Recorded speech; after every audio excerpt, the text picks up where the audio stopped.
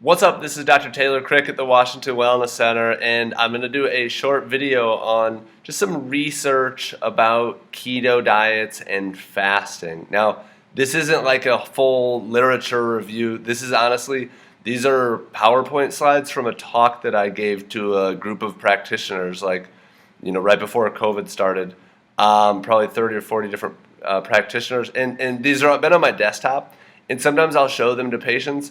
And it's just amazing just to see the headlines. So just to look at some of the mechanisms behind keto and fasting. So really briefly too, I'm a huge fan of keto and fasting, and we've got a ton of different strategies. I would say that 90% of people are doing them wrong, or you could just find a bunch of crap on the internet.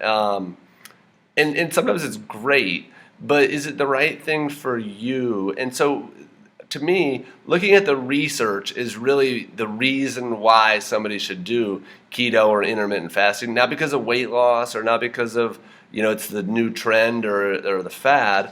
But yeah, so let's look at some of these studies. They are in no particular order. And really, yeah, I probably would have put them in a different order.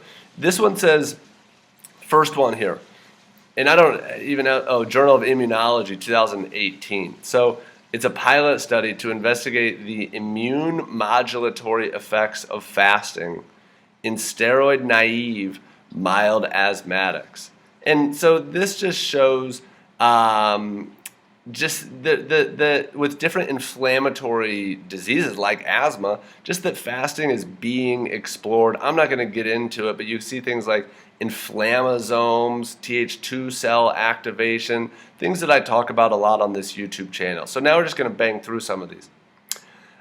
Journal of Cellular Metabolism, 2014, fasting, the molecular mechanisms and clinical application. So it's an older one, but it's talking about, hey, how does this work on a molecular level, on a cellular level? Because what we see here is that in lower eukaryotes, so not humans, chronic fasting extends longevity, in part by reprogramming metabolic and stress-resistant pathways. In rodents, it protects against diabetes, cancer, heart disease, neurodegeneration, while in humans, it helps reduce obesity, hypertension, asthma, and rheumatoid arthritis. Fasting has the potential to delay aging and help prevent and treat diseases while minimizing the side effects. Because, first off, fasting has very few side effects, and it's free $99. You'll see there too, that's Walter Longo, the most famous researcher in fasting. You'll see his name here too. Journal Cell, 2019, when fasting gets tough, the tough immune cells get going or they die. And what that means is that the tough ones stick around, but the ones that aren't as tough, they get eaten. They get destroyed by autophagy. And so your body will clear out the bad ones and keep the good ones when you're fasting. Here's one again that says, I won't read all the stuff here, but I think it's from the same issue of this paper or this journal. It was all about fasting. But fasting and refeeding impacts immune cell dynamics, meaning that it changes the way the immune system is functioning, and mucosal immune responses, meaning like the gut and the sinuses and the lungs have what's called a mucosal immune system. So cool.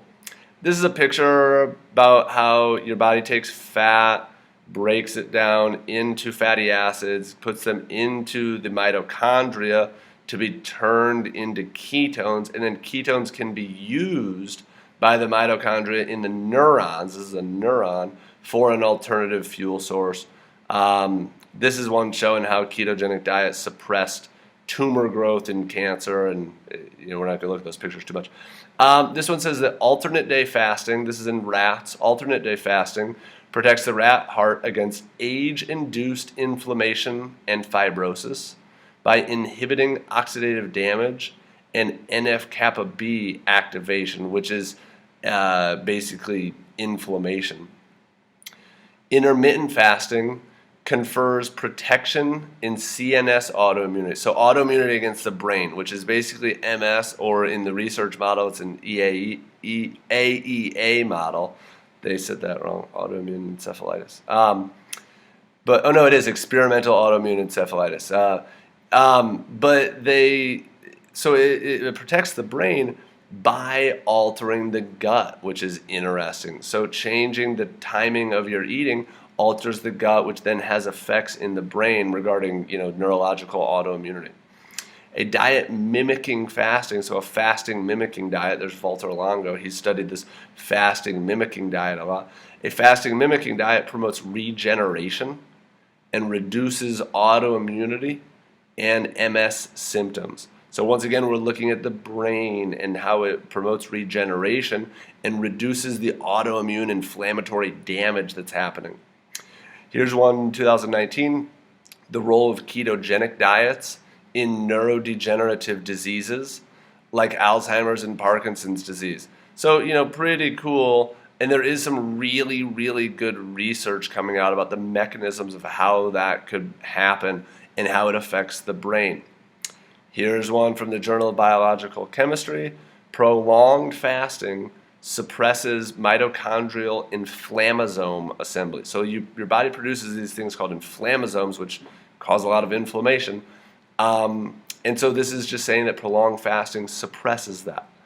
I don't care about that. Here's the ketogenic diet. That's actually the Google Trends of like how much more popular it got over the last 10 years or so.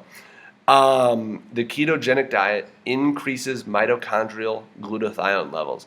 Those are like all my favorite words in one sentence. So yeah, that really sums it up. Mitochondria are protected by glutathione. It's your body's master antioxidant. So the keto increases mitochondrial glutathione levels. Modulation, this is in the journal Epilepsy Research, but modulation of oxidative stress and mitochondrial function by the ketogenic diet. The ketogenic diet as a potential treatment and prevention strategy for Alzheimer's disease. Cool. Antioxidants, 2018. Antioxidant and anti-inflammatory activity of ketogenic diet. New perspectives for neuroprotection in Alzheimer's disease. So once again, very, very cool. You'll see these things often is that the way that the keto diet and fasting can help with these conditions is through the antioxidant effects and the anti-inflammatory effects that it has through modulating some of the immune factors like inflammasomes and things like that.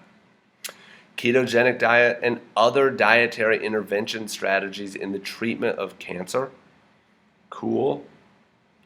Mitochondria, the ketogenic diet, a metabolism-based therapy. They say that keto is not a diet, it is mitochondrial therapy, and I would agree with that, and that's where I think it gets mixed up of like, I don't put people on diets, I put people on mitochondrial therapies. Fasting or caloric restriction for healthy aging. Really, really good for just extending lifespan, like we said, and just autophagy and all things that anti-inflammatory, antioxidant, immune system, etc. System-wide benefits of intermeal fasting by autophagy. Now, I've thrown that word out there a couple times. What that means is your body going around and Pac-Manning up bad cells or dead cells or cells that it no longer needs. And then it's like pruning a bush, the good ones remain. And you want a lot of autophagy, especially in the brain. Fasting is one of the things that will speed up and will help autophagy, which is what the 2016 Nobel Prize was won for work done around autophagy.